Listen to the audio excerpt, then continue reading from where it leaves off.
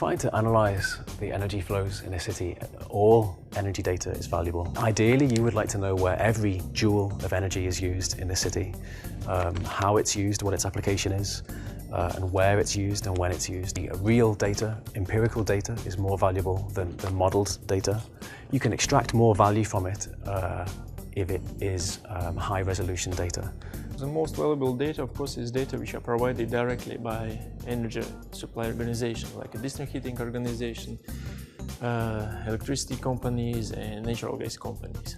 The more we know about how the energy is used, where it's used, when it's used, the more value we can extract from it. Thanks to the good cooperation with Riga Energy Agency, we have also good relations with the local district heating companies, gas companies and electricity companies. And we are able to collect all necessary data in order to evaluate produced energy as well as final energy consumption. It was very difficult to get high-resolution empirical data, so we actually went down the road of modelling data in Glasgow. In Glasgow, the first thing we did was look at empirical data. So we were able to access statistical databases produced by the UK government, which told us how much energy was used in our city in 1 year. And we were able to split that into the sectoral end uses and produce a Sankey diagram. When we had the Sankey diagram, we were able to identify that energy use in buildings was a key component to the overall energy use in Glasgow. So we were able to focus our attention on that specific sector, buildings. We were using the gross data analysis, putting all the data in Sankey diagram and evaluating the energy flows. How the district, so what are the end users for district heating companies, how the natural gas is used for household need, for heating, and also electricity, is it for lighting or some heat pump drive, and so on.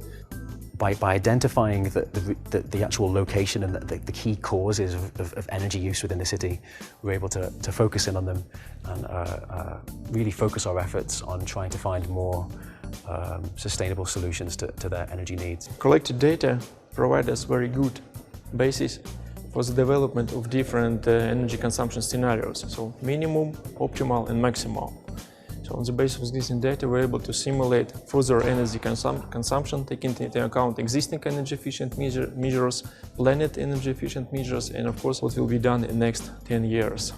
Being aware of data protection and the difficulty to get hold of data is key. And one way in which you can try to negotiate that problem is by engaging early with stakeholders. Engage with them early. They quite often would be ready to share actual empirical energy consumption data with you, but it comes down to engaging with them early.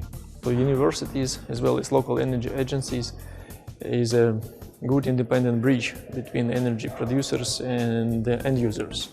So we are able to provide independent, very objective data analysis, which will be useful for end users to evaluate all necessary energy efficient measures to be taken into account in order to improve energy efficiency. Also, the data is very useful for the energy producers in order to plan development of their facilities, of their production lines.